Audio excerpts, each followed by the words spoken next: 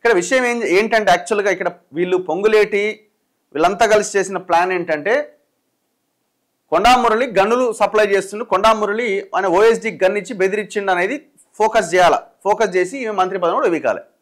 ఇది చాలా పెద్ద స్కెచ్ చేసిరు. పెద్ద స్కెచ్ చేసి ఆ ఓఎస్డీని అరెస్ట్ చేయడానికి పెద్ద ఎత్తున పోలీసులు ఆయన ఇంటికి పోయారు. ఎవరు ఆ ఓఎస్డీ సుమంత్ ఇంటికి పోతే ఆ సుమంత్ కొంత చాకచక్యంగా పోలీసులు వచ్చిరనేది పసిగట్టి ఆయన కారులో సినీ ఫకీరు ఆయన అక్కడి నుంచి ఎస్కేప్ అయ్యింది.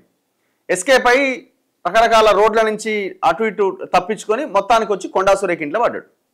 వాళ్ళకి ఆ రోజు కనుక దొరికి ఉంటే ఏదో ఒకటి చేసి ఇక అయిపోయింది, దొరికిపోయిండు, గన్ ఇచ్చిండు, కొండా ఇది అది మొత్తం వాంగ్మూలం అంతా రాసి అంతా ఖతం చేసేటోళ్ళు.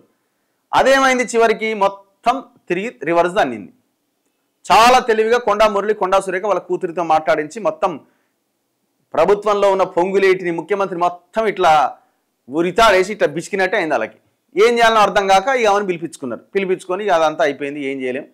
ఎందుకంటే వాళ్ళు ఏమైనా యాక్షన్ ప్లాన్లోకి దిగినా ప్రజల్లో అప్పటికే చాలా డ్యామేజ్ జరిగిపోయింది. మరి కొండా సురేఖ ఎందుకు ప్రెస్ మీట్ పెట్టి సారీ చెప్పిందంటే మరి ఏం చేస్తుంది అంతకుమించి? ఇక మాకు సెట్ అయింది కదా అయిపోయిందని చెప్పి ఆమె సారీ చెప్పింది, కథం. అంతకుమించి ఏం చేయగలుగుతుంది ఆమె కూడా? ఇంకేం చేయడానికి అవకాశం లేదు కదా.